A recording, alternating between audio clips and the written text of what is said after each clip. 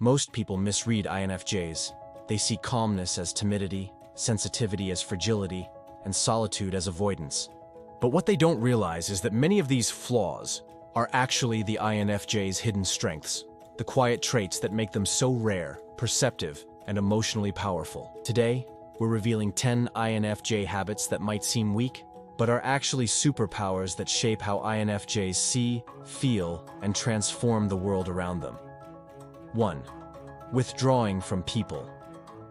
When an INFJ suddenly disappears, turning off their phone, declining calls, or going completely silent, most people assume they're being dramatic or distant. But this retreat isn't weakness, it's recovery. INFJs absorb energy like emotional sponges. Every word, every glance, every shift in tone, it all seeps into their system. Stepping away isn't avoidance, it's survival.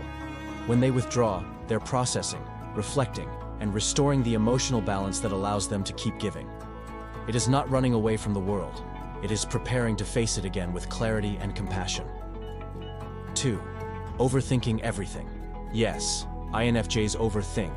They dissect words, analyze motives, and replay conversations in their heads until they make sense.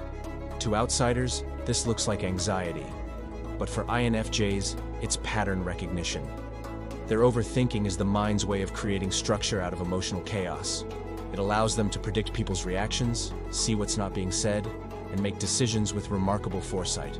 What others see as indecision is actually strategic intuition, an INFJ's natural ability to understand outcomes before they happen. 3. Being too sensitive. In a world that glorifies toughness, sensitivity is often treated as weakness. But for INFJs, it's their greatest source of emotional intelligence.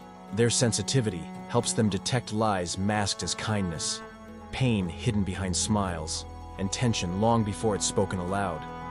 It's what allows them to comfort people without words, to understand what's wrong without being told. An INFJ's sensitivity isn't fragility, it's emotional precision. It's the radar that guides their compassion and integrity in a world full of noise. 4. Saying no to socializing. INFJs are often accused of being antisocial, flaky, or even cold when they turn down social invitations. But the truth is, every social interaction costs them mental energy. They crave depth, not small talk, not surface connections. When they say no, it's not rejection, it's self-respect. They know that showing up half-present, drained, and disconnected helps no one. By choosing solitude, they preserve their ability to show up authentically when it truly matters. 5. Being idealistic. INFJs are often told their expectations are too high, or that they live in a dream world. But their idealism isn't naive, it's visionary. Their minds naturally see what's possible rather than what's practical. They're the quiet reformers, the unseen visionaries who inspire others to aim higher. While cynics mock their hope, INFJs use their ideals as a compass that keeps them grounded in purpose. In a world that settles for mediocrity, their idealism is an act of quiet rebellion. 6. Taking things personally. When INFJs take things to heart, it's not because they're fragile, it's because they feel everything on a soul level. They don't separate themselves from their experiences easily. Every word, every rejection, every betrayal is processed through empathy. This emotional depth allows them to notice relational imbalances before they explode. It is why they sense when someone's energy changes or when something feels off. Their ability to internalize emotion helps them navigate human dynamics with surgical empathy, a gift few people truly understand. 7. Overplanning and over-preparing. INFJs rarely walk into situations unprepared. They rehearse conversations in their head, plan outcomes, and anticipate emotional reactions before they happen. Some call this anxiety, but for INFJs, it's their way of creating safety in an unpredictable world. Their overplanning allows them to bring harmony where others bring chaos. It's not control, it's care. They don't want things to fall apart, not because they're perfectionists, but because they genuinely want people to feel understood and safe. 8. Struggling to let go. INFJs hold on to people, memories, even pain. They revisit old messages, replay what went wrong, and search for meaning in endings. To others, this seems weak. But INFJs don't cling because they can't move on. They cling because they need to understand. They need closure, not out of attachment, but because meaning gives them peace. When they finally release something, it's not out of indifference, it's out of deep acceptance. Their ability to process pain and still choose forgiveness is one of their most powerful traits. 9. Avoiding confrontation.